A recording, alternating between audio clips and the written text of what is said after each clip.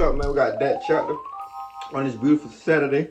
My ring light, my new ring light just came in. I ain't put it up yet. I just went on my mic and my gaming headphones. Well, I'm gonna get back in gaming. I ain't been on the game for like a month or so, for real.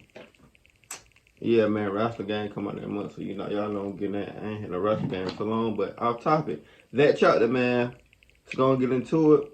How y'all Saturday going? I know we got Mr. Ballin tomorrow now, so y'all better come here and be ready.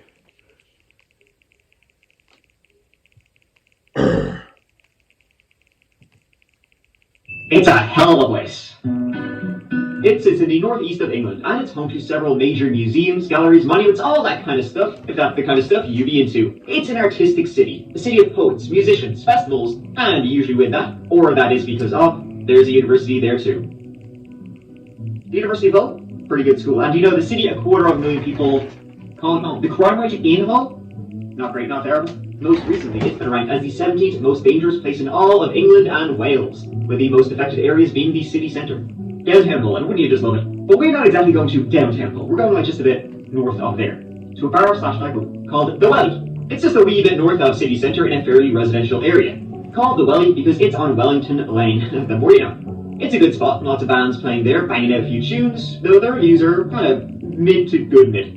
A whopping £6 for a beer? In this economy? Getting gouged, lads. The reason I'm talking about The Welly is that in 2019, there was a woman going there, or attempting to. In 2019, Libby Squire was 21 years of age. Originally, she was from Buckinghamshire in the very southwest of England, but she had moved up north to pursue her degree in philosophy at the University of Hull. The intelligent, fun-loving Libby had moved from her home village of West Wycombe in the September of 2017, leaving behind a younger brother and 2 younger sisters she absolutely doted upon, along with her parents, Lisa and Russell, with whom she was also extremely close. They would text each other every single day, especially her mother. Those two were extra close, like every second of the day, text each other. Just a great relationship. Libby was a love the union life in Hull. She was hitting the books, she was hitting the clubs, and life was just treating her well. Fair play to you. She had her friends. They had recently moved in together to a house along Wellesley Ave, a safe little place you can enjoy. It was on January 31st that this case begins. It was just, as second semester was about to begin, Libby, she had just spent the Christmas holiday period with her family down south, and then just drive back up north. And you know what I mean here? Listen, you haven't seen your friends in about a month. What's the first thing you do? Pub. Classes were due to begin imminently, as in the next day, but you know what? You just gotta get a few scoops in, lad. It's important to get the scoops in. Always. Libby and her friends, they met up, they were shooting the shit, they were having a few sups, and then, they went to a pub, and then after that, you know where they went? Guess where? You guess I'm gonna tell you. They went to The Welly. Or they were going to The Welly. There for some pub drinks, bit of music, bit of dancing, bit of fun. Libby and her friends were heading there when the bouncer wouldn't let Libby in. Damn. Said she was too drunk. Not tonight, pal. Damn. Now, friends would say, yes, she was drunk, but not bad. Not really that bad. Like, they've seen her like this before, and it's kind of normal. She was intoxicated, yes. Hammered, messy, no. But still, listen, it's your first night back, you can take it easy, slow your roll. Bouncer wasn't having it, though. And so it was wet, it was cold, there was snow on the ground. Libby was going to call it a night. Class in the morning anyways. So Libby's friends, they stuck her in a taxi, and this is totally normal, right? Take a taxi home, before everybody else get to bed with you. They didn't think twice about it that one was leaving early, in a cab. That's a little bit later, one of Libby's close friends texted her to make sure she got home okay, but Libby didn't respond. Then, just to be sure, maybe she passed out, that's why she didn't respond, the friend texted another housemate. Did you hear Libby come in the door? She hadn't. Her friends then, fair play to them, they did not waste any time at all. It was like about an hour after that, still in the middle of the night. They called the police to report Libby missing. They were getting worried. Oh, that's good. Okay, go. Right, so my friend, he put her in a taxi to get home, and then now she's gone missing. Right. Why do you think she's gone missing? One of our friends was in the house, and she's not got back home. Right, okay. What's your friend's name? Libby. By the morning, Libby still hadn't come home, and that's when the police began the search proper at first light. I know there's girl codes for y'all females to go with your friend if they drunk. You see they drunk, you go with them and take them home. Y'all can come back and party and just take them back home. I don't know. I don't see how some females like that. Friday, February 1st. Yeah, just go home, even though you drunk. Initially, she'll turn up. She probably crashed her friends. It's a student town. This party happens all the time. She'll show up a little bit worse for wear, maybe a little bit of a hangover, but she'll be grand. If she did, I wouldn't be telling you this story. Libby was a hard-working student, and she had class, which she missed. an immediate red flag for studious Libby. Police raised the risk level like immediately. She wouldn't have missed this, therefore something was preventing her from attending something not good. Police started searching everywhere, starting at her home on Bathhouse on Wellesley Avenue. Last they'd seen, she'd been put in a taxi going home, so they started there. Had she gotten a taxi? Had she even made it that far, though? Had something happened along the way? Like her friends had definitely put her in one. What's the little part between A and B? Was there any CCTV which showed her route home? As word spread around town, some students who in fact lived near where Libby did, Wellesley Avenue, said they believed that they did see her the night after the taxi. This was at about 11:40 p.m. She was on the street and she was crying. They offered to help her, but she wasn't having it and walked away. They said she seemed extremely upset, like bawling, her eyes out. That's something. Was it something? I don't know. It was from that tip which led the police to more CCTV. CCTV of who they believed was Libby walking down the road. She was stumbling, swaying, she falls. She was not okay. And where was she going? Now, Libby had struggled with some mental health difficulties growing up, depression, that kind of thing, but that resurfaced now. The CCTV footage kind of sort of ended. She wasn't really seen on much after. 3 days since Libby Squire was last seen, and forensic officers from Humberside Police have spent a day at the place where she was last spotted. They collected items of interest as their investigation into the missing 21-year-old student continues. Police say they're extremely concerned for her welfare. Libby Squire's family say her disappearance is very out of character, and they are broken without her. Libby got into a taxi outside the Welly Club in Beverley Road at 11 p.m. on Thursday. Police believe she got out near her home in Wellesley Avenue, just a few minutes up the road. But she was then spotted on CCTV 45 minutes later here, at the junction with Hayworth Street. A male driver reported sitting on a bed got out to ask if she was okay. She said she was, and he drove away. What happened next remains a mystery. First day, the first 24 hours passed with absolutely that many clues. And what happened to Libby? And that many is zero. The police did quickly enough actually find out the taxi driver. Sat him down, he yapped away with him, got a statement, and he's like, yeah, I dropped her home. I did, I dropped her outside her house on Wellesley Avenue. Sure, to drive home, she seemed like maybe she's a little bit upset, but yeah, she got out. He went on his merry way. He dropped her out at that house. So why had she walked away from it? For some reason, Libby hadn't got in and walked back the way she came. Maybe she was determined to give that dancer a piece of her mind. But where had she actually gone? Because she didn't make it there either. Now, they were kind of sort of able to narrow down a likely route she would have taken, not by where she was seen. And there's CCTV kind of a lot of places. It's pretty common in the town of Hull. They were able to narrow down where she'd gone, not by where she was seen, but by where she wasn't seen. She wasn't seen on CCTV here or here. She must have taken the route where there was no CCTV. And so along one particular road, they found a homeowner's CCTV. And they saw a car pull up. The car is only partially visible, but it was on the road she most likely would have been on, as she wasn't seen on the CCTV of the other roads. The police were using the process of elimination to determine where she had gone. So a car pulls up, and maybe the driver must have seen done something, but this was at the time. She must have taken this route. The driver pulls the car in, gets out, walks down the road, then, after a few minutes, goes back to the car and just sits in it with the door open, like he was waiting for someone. He then gets up again and began walking towards the road Libby was last seen on. It seemed like he was walking after her, and at one point, running after her. Watching this footage, you get the same feeling of like a shark circling its prey. And then, the footage is too grainy to really make out anything. They start walking together towards his car, they get in it, and they disappear. Did they kidnap? This is the road where she was last seen very late last Thursday. But footage obtained by ITV News appears to show suspicious activity on this connecting side street. Whilst the investigation has been treated as a missing person inquiry, we remain open-minded as to the circumstances surrounding Libby's disappearance. We have had specialist teams, including detectives, carrying out numerous inquiries, actions and following up leads since the report of Libby's disappearance during the early hours of Friday the 1st of February. Over the last 4 days, we have carried out extensive land and house searches in the area where Libby was last seen, in an attempt to find her or find information as to where she may be. If she's somewhere now, like you're watching this, what would you say to her? Please come home. We love you. The performance of the heart is over 200 people in there for you. Please come home soon. Then another report will come in. Some people who live near a place called Oak Road playing fields, big fields, surprisingly, they said that at around 12:15 a.m. they heard screaming coming from those fields. And those fields are from where she was last seen on CCTV to her house and the opposite side. They initially thought the screaming was foxes, in fact, if you can believe that. Now seeing the news of a missing woman, they weren't so sure. A local CCTV in that area also showed what first appears to be nothing. Then, police noticed headlights in a few of the frames. See, once again, it's like how they tracked down where Libby must have gone.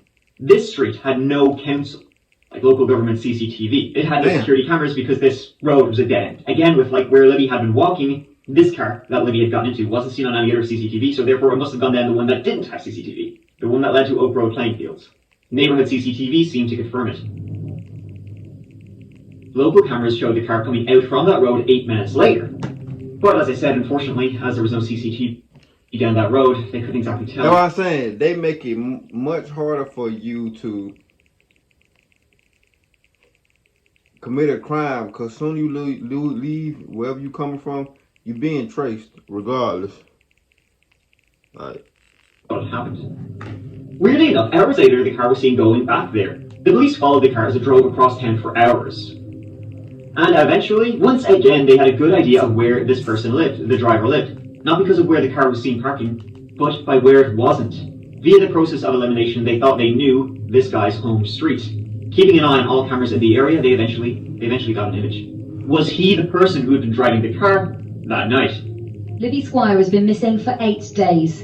In woodland near to her home, the search goes on, as it has done every day.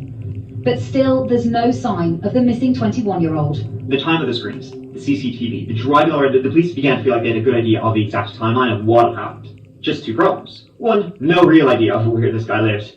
And 2, where was Libby? A search of the park turned up nothing. However, the river hole ran through the park. It's possible she was placed in the river and washed away. So, was there a predator in town? Yeah, in fact, shockingly there was. There have been a few reports going back weeks and months of one of them sick bastards going around town. A number of calls have been made like this. My house side is on the bottom floor, so her light was on, and she turned it off to get into bed, but she caught a man looking in, so she's gone out to like see what he wanted, and he's gone off. Or this. Neighbours lady saying, I think there's a peeping Tom outside my house. I think he's gone now, but he was like just staring at me. I had the rustling up, I looked at the window and there, saw him, he just stared at me, but I think that was Dashi. what the fuck? Young female students walking home one night had seen a guy standing in the corner of the street, beaten up. He chased them, and then when they ran in, fucking busted on the door. This sick bastard, also looking in the window. Burglaries, where sex toys and underwear were stolen. The latest report on this mysterious wanker had been on February 1st, hours after Libby had last been seen. The CCTV shows the date, the 1st of February, and the time just seconds after midnight. A person is seen on the opposite side of... That motherfucker already being weird. They just don't know who the fuck he is. So he was already being weird anyways. Like, what the fuck? That's crazy. car and opens the front passenger door. It's difficult to see what happens, but it appears someone or something is put inside. Seconds later, the man reappears on this side of the car, gets into the driver's seat, puts the headlights on and reverses before driving off at around 8 minutes after midnight. So, having a fair idea of the street this guy lived on, again via the process of elimination, police walked down it, found his house via his car. That's where they found Pavel Relevich and his wife and 2 kids. Perfectly normal family. He was taken in. Pavel was originally from Poland. He'd been living in the UK for about 7 years by 2019, and he was 24 years of age. He was from a small village in central Poland, and now was working in Hull as a butcher, married with 2 small kids. The younger, only a few months old. A butcher? His wife never had any concerns about him. Maybe he was one of them odd ones. Nope, not at all. Friends and colleagues would say he was good. Yeah, it's great. They all got on really well. He wasn't like one of those weirdo loner types. He did work as a butcher at a meat factory, which people said he didn't really seem, it was kind of odd he got that as a job. Because he just didn't seem like the kind of butchery type. But hey, we do know he loved to beat meat. Had never been in trouble before.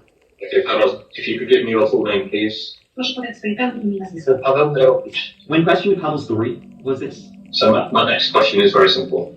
Are you responsible for kidnapping Libby Squire? Czy jest pan odpowiedzialny za porwanie Libby Squire? No.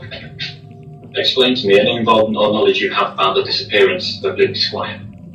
Ja mogę powiedzieć wszystko tak, jak było od początku.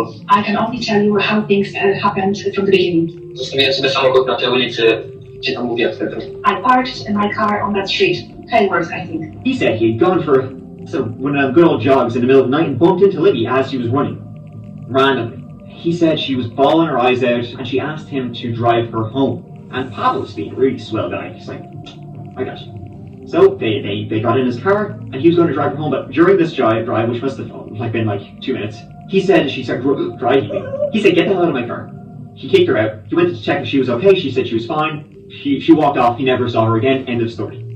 Just trying to be a good guy here. So why did he have these little small scratches on his face then? When asked, his wife said they weren't there before. Now he had told his wife he had gotten them from working on his car. He told the police something else. Ja noszę okulary cały czas, nie? I wear glasses all the time, you know? Okay. I ja noszę tak, no synem się zawsze wybrał, nie? And with my son, I would always Takie play okulary tam rzucić czy coś. foolish games, and he would always throw my glasses somewhere. Seizing his car, they found in the trunk a bag filled with sex toys, underwear, and photos of women. What? Searching his home, they found a drone. He had been using it to scope out more victims of his burglarizing, peeping Tom wanking ways. He also would have known the park where it's believed Libby would have been taken pretty well. Powell was quickly determined to be the mysterious wanker of Hull. DNA found at the scene matched him, so they quickly nailed him as a sexual predator. Along with women's underwear found hidden in his home. But beyond that, and more importantly, what happened to Libby, they didn't know. The other offences, though, led to him being kept in custody. He was charged with those peeping Tom crimes and the rest, but not with Libby's fate. In fact, 7 weeks would pass before anything would be really found at all. Damn, 7 weeks. It was on March 20th that a fisherman in the Humber estuary made a discovery. It was human remains. It was Libby. It did appear that she had been dumped in the river after being killed, and her body had washed out almost to the North Sea. However, the remains were so badly decomposed, it was identified as Libby, but what happened, cause of death, it was unable to be determined. It was a huge relief for her family, her friends, and the community that she'd finally been found. She'd come home. They say this is a hugely distressing time for her family and a very difficult time for all those who've been involved in the investigation over the last 7 weeks. At the place where she was last seen tonight, people have already begun to pay their respects. Police say their priority now is getting answers for Libby's family that they so desperately need. R.I.P. But now the wheels of justice have to start cranking up, and Pablo was very used to cranking. The case against him for the various offences I'm talking, the voyeurism, the burglaries, the peeping Tom, all of that was going to go ahead. And the police were building that up and very determined to nail him on all of those predatory, sick bastard crimes, essentially. See, that was especially important, because although they had no evidence he had murdered Libby, those crimes could show what kind of guy he was. It's called bad character evidence. That if enough evidence can be built up and proven of what kind of person this is, it can be admissible in a trial regarding a separate issue. Facing 13 charges, he did plead guilty to some, saying he couldn't control his urges, yada yada yada. I'm a victim of my own body, what can I say? He got 8 years, and appeal reduced it to 5. Must have been a hell of an appeal. Now, a lot of this could be used for the Libby case, and his DNA was in fact found on Libby's remains. And so it's, all of this, the DNA, the escalation, the CCTV, her body ending up in the river. Well, hey, prosecution putting all that together, you got a fire going. I will say that you are under arrest for the murder and rape of Libby Squire in Hull on Friday the 1st of February 2019. Muszę pana poinformować, że zostaje pan oskarżony w tej chwili za zabójstwo i zgwałcenie Libby Squire dnia 1 lutego 2019 roku w Hull. It's impossible. Ja nic nie zrobiłem, to jest 100%. What I mean is, I haven't done anything. This is 100% sure. I would have never killed a human being. He was charged with the rape and murder of Libby Squire. His trial took place in January 2021, and it lasted over a month. Pavel denied the charges, claiming to have been a good Samaritan, just trying to drive her home, nothing more. And they did have sex that night, but it was consensual. The prosecution said he preyed on her. He was found guilty on all charges, and he was sentenced to life in prison with the possibility of parole after 27 years. Her killer was Pavel Relevich, who'd been preying on students near the University of Hull for 18 months. His offending was so brazen that police were able to find him on CCTV performing... My guy, you was already doing weird shit, my guy. They caught you. They caught you until they found the body. That's what they basically did. So when they found the body and they got the prints and shit off your face and what's your name, bro, they already knew you, bro. That's why they hold you on the other bullshit charges. Because they was already looking for you, making them look bad anyway. So of course they're gonna hold you. A sex act in the road. But despite committing at least 9 offences in a small area, the students he was targeting were never warned someone was prowling these streets. He can be seen stalking Libby, who was drunk, in distress, and probably hypothermic. Within minutes, she was in his car. R.I.P. Libby. In prison, he sent his wife a letter, a very, sweet stuff. Now, this might shock you, but his wife ditched his ass pretty soon after he was arrested. Damn. But he sent one of them, just want you back, babe, type letters. In the letter, he never mentioned Libby. He just begs her to take him back, saying, guess what, prison kind of sucks. He asks her if she still loves him. He's a pretty optimistic guy. And finally, he asks her for 70 whole pounds so he can buy a TV. He kind of watches programs. Here's a quote. "I want you to be strong, love the children, and love me. I will return to you, I promise you this." Which, after what he did, sounds like a threat. If he's waiting for a response for this, he'll be waiting a while. And so ends the story of Libby Squire, an incredibly scary and tragic one, an amazing woman, young woman whose life was ended by a predator, a shark who swam the streets of Hull. Always, going just a little bit further. If it wasn't Libby, it would have been something else. And in fact, during the trial, there was plenty of CCTV evidence of showing him driving around town before the murder of Libby, showing him driving around town, looking for young women who were walking home alone. There's one footage where there's a woman walking home alone and his car's driving up beside her, and as soon as she gets off the road, y'all females watch y'all back out there. Goes off. He was preying on women for a while before he got Libby. I guess it shows the importance of, just like nipping things in the bud, but unfortunately the police are unable to identify him for all the various crimes he'd been doing to terrorize people in the city. Police weren't able to identify him then, but now we can most certainly identify him as a monster and a real piece of shit. Yep. Thank you. That's it, man.